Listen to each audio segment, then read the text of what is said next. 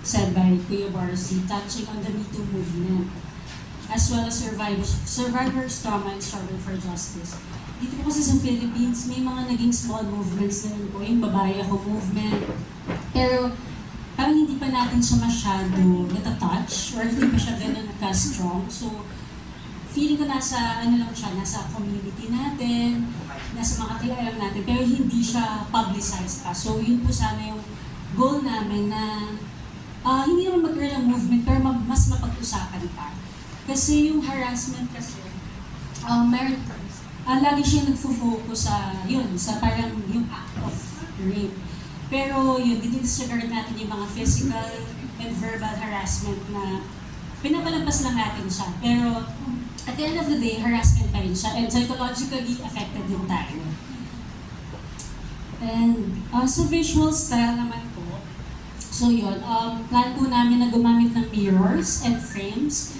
Kasi kung napapansin niyo po, lahat ng characters natin is boxed. Kahit si Mildred, boxed po siya sa pagiging housewife. Si Jonalyn, boxed siya sa yun, magiging empleyado, magiging breadwinner.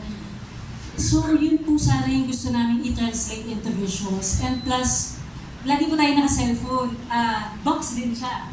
And literally, figuratively, nakakulong po tayo sa mga boxes. So yun, sa visuals po namin, with the help of our DOP, Derek Sol, sana po yun yung ma-achieve po namin through our visuals.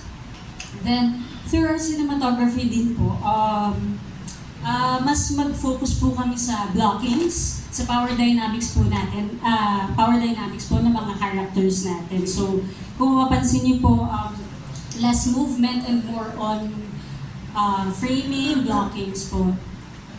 And as well as, gusto po sana namin na medyo unbalanced din yung frame to show yung isolation ng each character.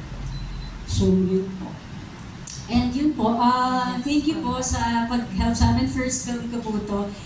And it's kind of a personal film din po since I know, alam ko po lahat po tayo nakaranas din ng harassment at some point of our lives. So yun po, kaya isa po sa mga advocacy ko as a filmmaker. And thank you po, super grateful ko po na makatrabaho kayo mga veterans, actors, on screen and theater. Thank you so much po.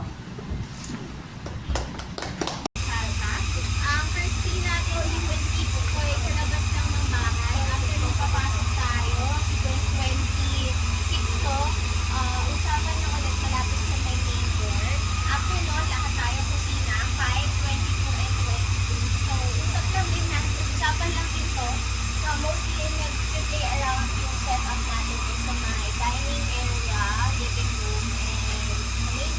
Mostly ba? After nun, saka tayo mag-dinner.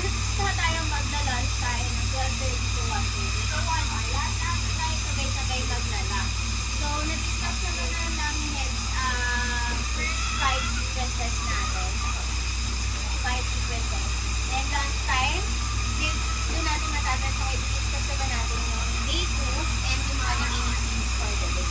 So, para kalmado lang, iwasan natin mag-hysteria tayo sa bedside. Ang higit na ng set, huwag tayo magsigawan. Yun lang yung number 1 rule.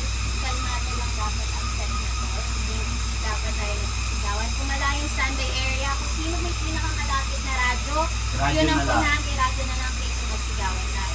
Advice lang para sa wardrobe, yung mga remaining scenes for 5 sequences na nauna, nagtsatsa, i-set up na natin yung damit doon kung wala naman masyadong maraming. Dahil gusto ko matigil. Dahil gusto ko matigil na ang kalawan. Dahil gusto ko na matigil ang kalawan. Hindi ko ako rin sa'yo, boss.